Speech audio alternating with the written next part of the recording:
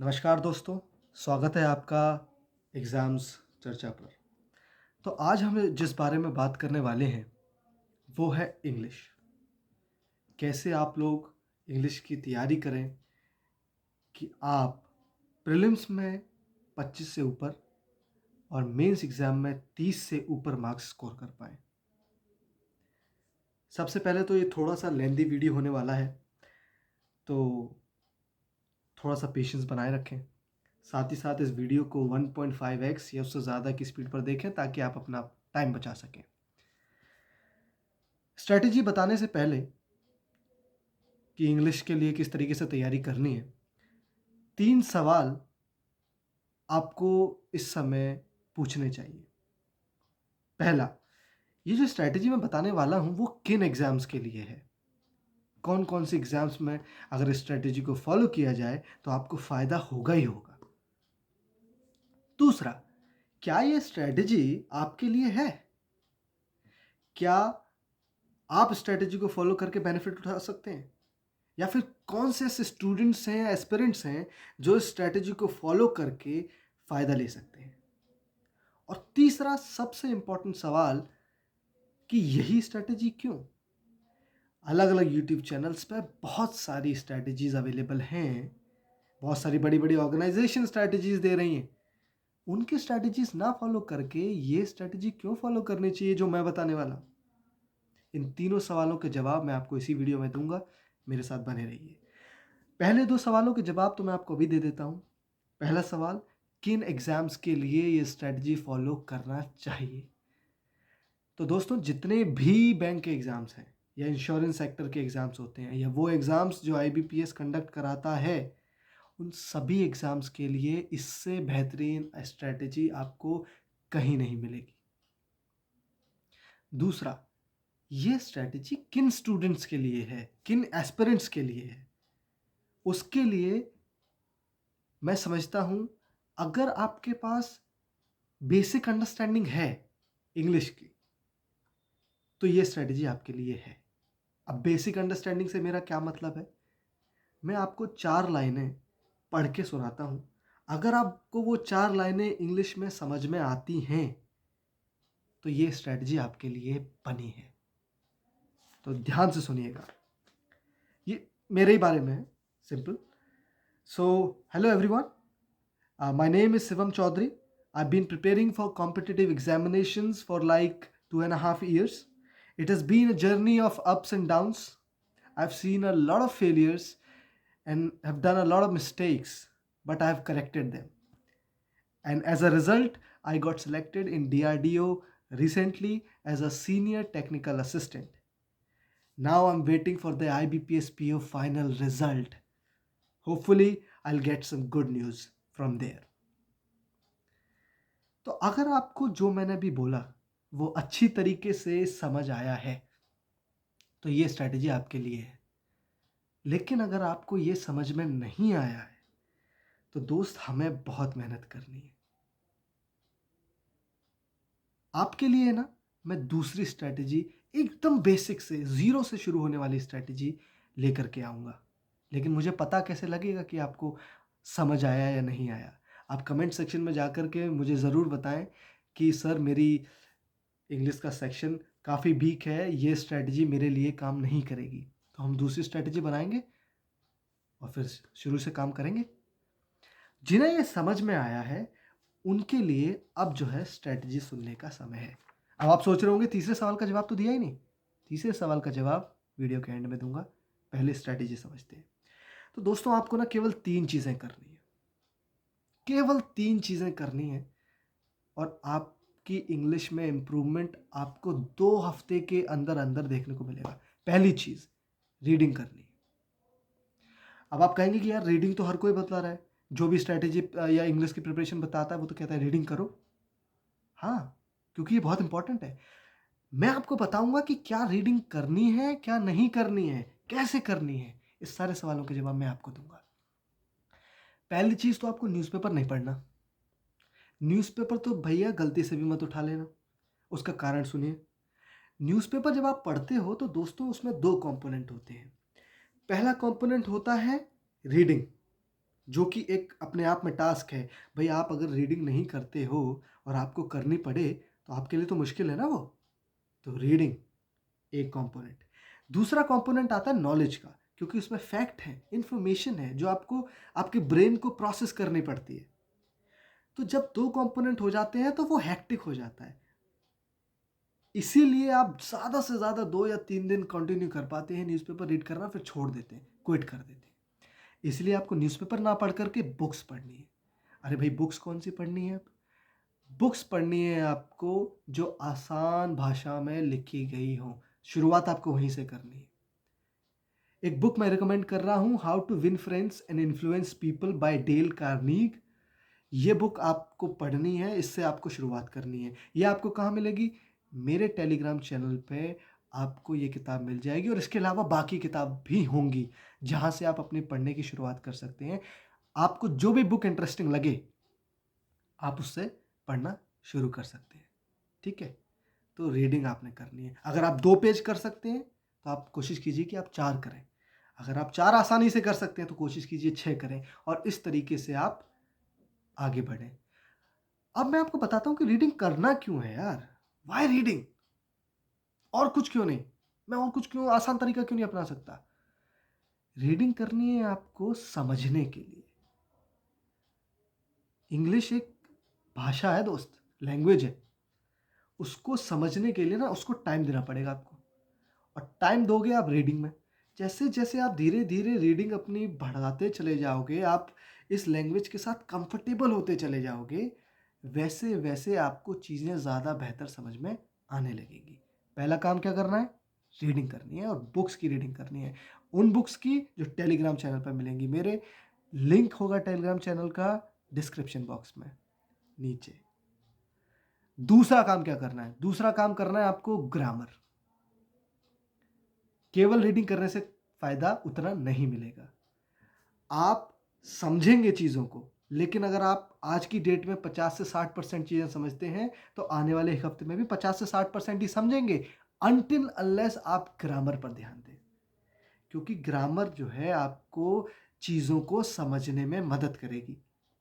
तो आपको ग्रामर पढ़नी है दोस्त। अब आप पूछेंगे जी कहाँ से पढ़नी है? 2 तरीके हैं। पहला, आप यूट्यूब से पढ़ सकते हैं। अब यूट्यूब से कहाँ से? देखिए 2 टीचर्स हैं। एक बरखा अग्रवाल मैम और दूसरी निमिषा बंसल मैम। ये 2 टीचर हैं, यूट्यूब पे अवेलेबल हैं। आप इनसे पढ़ सकते हैं इंग्लिश को। वोकैब्युलरी, एंटोनिम, सिनोनिम मत पढ़ने लग जाना दोस्त। ठीक है? अभी शुरुआत है, अभी आपको क्या पढ़ना है? ग्रामर पढ़नी है। ठीक है? अगर आप इनसे नहीं पढ़ना चाहते हैं, यूट्यूब से नहीं पढ़ना चाहते हैं, तो आप बुक से भी पढ़ सकते हैं। एक बुक जिससे मैंने पढ़ा है और मैं आपको रिकमेंड करूँगा, वो है English grammar and composition bye rain and Martin. ये आप बुक आप पढ़िए। अगर इस बुक को आपने पढ़ लिया ना पूरा, आपको कहीं से कुछ पढ़ने की ज़रूरत नहीं है। कुछ भी पढ़ने की ज़रूरत नहीं। ये बुक आपको कहाँ मिलेगी? टेलीग्राम चैनल पर जाइए, मिल जाएगी। ये 2 काम हो गए। अब जो तीसरा काम है ना दोस्त, वो आपको करना है और तीसरा काम सबसे इम्पोर्टेंट है, वो है प्रैक्टिस। आपको प्रैक्टिस करनी है। आप प्रैक्टिस कैसे करेंगे? और प्रैक्टिस किस चीज़ की करेंगे? जो पहली 2 चीज़ें मैंने बताई ना, उनकी प्रैक्टिस करनी है। कैसे? ग्रामर की प्रैक्टिस आप करेंगे बुक में से ही। आपके पास किताब है, ठीक है? उस किताब में जो रेन एंड मार्टिन की बुक मैं रिकमेंड कर रहा हूँ, उसमें आपको प्रैक्टिस के लिए भी बहुत अच्छा कंटेंट मिल जाएगा। इसके अलावा अलग-अलग जो हमारे प्लेटफ़ॉर्म हैं, जैसे गाइडली हुआ, टेक्स्ट बुक हुआ, बायजूस हुआ, वहाँ पर प्रैक्टिस क्वेश्चंस आपको मिलते हैं। अब वहाँ से भी प्रैक्टिस करना अपनी शुरुआत कर सकते हैं, ठीक है? दूसरा काम आपको क्या प्रैक्टिस करना है? आपने बुक तो पढ़ ली और आपको लग रहा है आपको सब कुछ समझ में आ रहा है, पर क्या ये हकीकत है? इसके लिए आपको जैसे ही आप 2 पेज पढ़ते हैं या 4 पेज पढ़ते हैं, उसके 2 घंटे बाद ना आपको शीशे के सामने खड़े हो जाना है और हिंदी में बताना है कि उसमें हुआ क्या? आज आपने क्या पढ़ा? जैसे कि राम बाज़ार गया था, वो बाज़ार से सब्ज़ी लेकर के आया। वो सब्ज़ी लेकर के जब लौट रहा था तो उसका थैला फट गया। उसमें से कुछ सब्ज़ियाँ गिर गईं और कुछ सामान गिर गया। वो घर पहुँचा, उसने देखा कि ये सामान तो मैंने खरीदा था, ये सामान क्यों नहीं है इसमें? वो वापस बाज़ार गया और उसने दुकानदार से बात की कि भैया ये सामान जो है, ये मैंने आपसे खरीदा था लेकिन मेरे थैले में है नहीं। क्या आपने वो सामान मेरे थैले में रखा नहीं था? दुकानदार कहता है कि भई मैंने तो रखा था, आप जाकर के घर चेक करें। वो घर जाता है वापस। घर जाकर के जो है देखता है कि यार ये सामान गया कहाँ? तब उसका ध्यान जाता है कि मेरा थैला तो फट गया था। उस जो थैला जो फट गया था उसमें से ज़रूर सामान गिर गया होगा। इसी तरीके से एक छोटी-सी कहानी है दोस्त। मैं मैं बस आपको ये बताना चाह रहा हूँ कि आप कितना समझ गए हैं, ये अंदाज़ा लगाने के लिए आपको इस चीज़ की प्रैक्टिस करनी है कि जो भी आप पढ़ें, उसको शीशे के सामने खड़े होकर के प्रैक्टिस करें। प्रैक्टिस इतनी इम्पोर्टेंट पता है क्यों है? चलिए आपको एक एग्ज़ाम्पल देता हूँ, बड़ा अच्छा एग्ज़ाम्पल है। आपको हिंदी आती है? हिंदी में आप पढ़ लेते हैं, बोल लेते हैं, लिख लेते हैं, कभी कोई घबराहट नहीं होती है आपको, किसी के सामने भी बुलवा लो, कुछ भी बुलवा लो, आप बोल लोगे। लेकिन अगर मैं आपसे कहूँ कि कितना टाइम देते हो आप हिंदी को? कितनी प्रैक्टिस करते हो हिंदी की? तो अगर आप 25 साल के हैं तो 24 साल से आप प्रैक्टिस कर रहे हो हिंदी की। 24 साल से दिन-रात आप हिंदी को बोल रहे हो, पढ़ रहे हो, लिख रहे हो, किसी न किसी तरीके से आप उसकी प्रैक्टिस कर रहे हो। इसीलिए आज की डेट में आप इतने ज़्यादा कंफर्टेबल हो इंग्लिश के साथ, माफ़ी चाहूँगा, हिंदी के साथ। तो इंग्लिश को भी उसी तरीके से आपको समय देना होगा। आप इंग्लिश को कितना समय देते हो? आप कोई समय नहीं देते हो इंग्लिश को, तो कैसे इम्प्रूव होगा दोस्त? समय तो देना पड़ेगा, इसलिए प्रैक्टिस करनी पड़ेगी। एक और एग्ज़ाम्पल सुनिए, आपको हिंदी बहुत अच्छे से आती है, लेकिन अगर मैं आपसे पूछ लूँ कि भई दोस्त एक का बात बताओ कि क्रिया कितने प्रकार की होती है?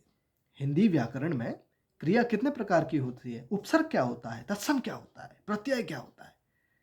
तो 10 में से 9 लोग तो बता ही नहीं पाएँगे, उनके तो होश ही उड़ जाएँगे, अरे भाई ये क्या होता है? हो सकता है 10 में से 10 भी ना बता पाएँ, लेकिन फिर भी आप हिंदी के साथ इतने कंफर्टेबल हैं। क्यों? क्योंकि आप प्रैक्टिस करते हैं। ये इम्पोर्टेंस है प्रैक्टिस की, ठीक है? इसलिए हमें प्रैक्टिस करनी है। आज की डेट में अगर आपको हिंदी के कितने बड़े से बड़ा वो दे दूँगा ना मैं पैराग्राफ, तो भी आप 5 में से 5 क्वेश्चन तो ऐसे सॉल्व कर देंगे। क्योंकि आप कंफर्टेबल हैं लैंग्वेज के साथ, इसीलिए प्रैक्टिस करना बहुत ज़्यादा इम्पोर्टेंट है। अब बात करते हैं उस तीसरे सवाल की, जिसका जवाब मैंने अभी तक आपको दिया नहीं, कि यही स्ट्रैटेजी क्यों? तो पहला कारण सुनिए उसका। बैंक एग्ज़ाम्स में आता क्या है? बैंक एग्ज़ाम्स में रीडिंग कम्प्रिहेंशन आता है 9 से 10 क्वेश्चन, क्लोज़ टेस्ट आता है 5 से 6 क्वेश्चन, सेंटेंस रीअरेंजमेंट आता है 3 से 4 क्वेश्चन, एरर डिटेक्शन आता है 4-5 क्वेश्चन, पैराजंपल आता है 5 क्वेश्चन, वर्ड स्वैप आता है 3 से 4 क्वेश्चन, यानी कि लगभग 25 क्वेश्चन तो आपके वो आते हैं जिसमें आपको केवल और केवल अंडरस्टैंडिंग की ज़रूरत है। केवल अगर आपको पैराग्राफ समझ में आ गया कि पैराग्राफ क्या कह रहा है, क्या-क्या बातें हो रही हैं, तो क्या आप आसानी से उन क्वेश्चंस के जवाब दे पाओगे, नहीं दे पाओगे जो दिए गए हैं? दे पाओगे ना?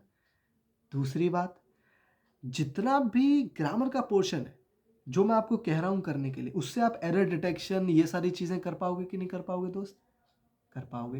तो पहला कारण इस स्ट्रैटेजी को फॉलो करने का ये है कि ये स्ट्रैटेजी जितना भी एग्ज़ाम का सिलेबस है, उस सारे के सारे सिलेबस को कवर करती है। दूसरा कारण इस स्ट्रैटेजी को फॉलो करने का, आप केवल इस स्ट्रैटेजी को केवल करना है आपको। कैसे करना है? क्या करना है? कितना करना है? वो सब मैं आपको बता चुका हूँ। और अगर आपको कोई भी परेशानी होगी, तो आगे जाकर के जो भी आपके डाउट्स होंगे, वो भी मैं आपके सॉल्व कर दूँगा। यानी कि मैं आपको रास्ता दिखा चुका हूँ, बस आपको उस रास्ते पे चलना है। इससे आसान काम तो आपके लिए कोई कर ही नहीं सकता है दोस्त। तो दूसरा कारण है कि आपको पता है कि कैसे करना है, क्या करना है, कितना करना है, तो करो ना। अब तीसरा कारण, कोई बहुत बड़ा कारण नहीं है, लेकिन तीसरा कारण, मैं आपके साथ खड़ा रहूँगा। आपको कहीं भी कुछ भी दिक्कत आएगी स्ट्रैटेजी को लेकर के, अपनी इंग्लिश की तैयारी को लेकर के, कोई भी डाउट होगा, कोई भी हेल्प चाहिए होगी, मैं जितनी मदद हो सकेगी उतनी मदद करने की पूरी कोशिश करूँगा। ठीक है दोस्तों? अगर तो ये थी हमारी स्ट्रैटेजी इंग्लिश को पढ़ने की स्ट्रैटेजी, इंग्लिश की तैयारी करने की स्ट्रैटेजी। अगर आपको मेरी बातें सही लगी हैं, अच्छी लगी हैं, तो इस वीडियो को लाइक कीजिएगा और शेयर कीजिएगा। वो अपने उन सारे दोस्तों तक पहुँचाओ दोस्तों, जिन्हें इस वीडियो की ज़रूरत है, जिन्हें राइट गाइडेंस की ज़रूरत है। साथ ही साथ अगर आप चाहते हैं मुझसे जुड़ना, इस चैनल से जुड़ना, तो इस चैनल को सब्सक्राइब कर लीजिए और बेल आइकन को प्रेस कर लीजिए। भाई बेल आइकन को प्रेस नहीं करेंगे ना, तो जो मैं आपको वीडियो डालूंगा वो आप तक पहुंचेगी ही नहीं। भाई अगर मैं आपको कोई मदद करना चाह रहा हूँ, वो आप तक मदद पहुंचे ही ना, तो कोई फ़ायदा नहीं है। ठीक है, तो बेल आइकन को ज़रूर दबाइएगा। साथ ही साथ आपके कोई भी डाउट्स हैं, कोई भी क्वेश्चंस हैं, कुछ भी आपके दिमाग में परेशानी है, तो वो आप कमेंट सेक्शन में बता सकते हैं, या फिर आप टेलीग्राम चैनल पर जुड़ करके वहाँ पर मुझसे अपने सवाल पूछ सकते हैं। जितनी जल्दी हो सकेगा मैं आपके सवालों के जवाब देने की पूरी कोशिश करूँगा। अब आप ये चेक कैसे करेंगे कि ये स्ट्रैटेजी आपके लिए काम कर रही है या नहीं कर रही है? उसके लिए मैं बड़ा आसान तरीका आपको बताता हूँ। स्ट्रैटेजी को फॉलो करने से पहले आप एक छोटा-सा मॉक दे दें, उसमें अपना स्कोर चेक कर लें। ठीक है? स्ट्रैटेजी को फॉलो करना शुरू करें, लगभग 15 दिन स्ट्रैटेजी को फॉलो करें, लेकिन ऑनेस्टी के साथ फॉलो करें। तीनों की तीनों चीज़ें करें, रीडिंग करें, ग्रामर पढ़ें, प्रैक्टिस करें, और एक साथ तीनों चीज़ें करनी है। ऐसा नहीं कि किसी दिन रीडिंग कर रहे हो, बाकी दोनों छोड़ दिया, आप ग्रामर कर रहे हो, रीडिंग भी छोड़ दिया और प्रैक्टिस भी छोड़ दिया। आपको तीनों चीज़ें रेगुलर बेसिस पे करनी है। तीनों चीज़ें 15 दिन करें, फिर एक मॉक दें, और फिर आप अपना इम्प्रूवमेंट खुद चेक कर लें कि आप बेहतर कर रहे हैं या नहीं कर रहे हैं। 10 में से 9 लोग बेहतर करेंगे ही करेंगे। वो जो एक नहीं करेगा ना, देखो हर एक का ना अपना-अपना लर्निंग का प्रोसेस होता है, स्पीड होती है। उसको 15 नहीं लगेंगे तो 20 दिन लग जाएँगे, लेकिन इम्प्रूवमेंट तो होगा मेरे दोस्त, और ये आप खुद चेक कर सकते हैं। मिलते हैं आपसे नेक्स्ट वीडियो में, तब तक अपना बहुत ख्याल रखें और पढ़ते रहें। नमस्कार।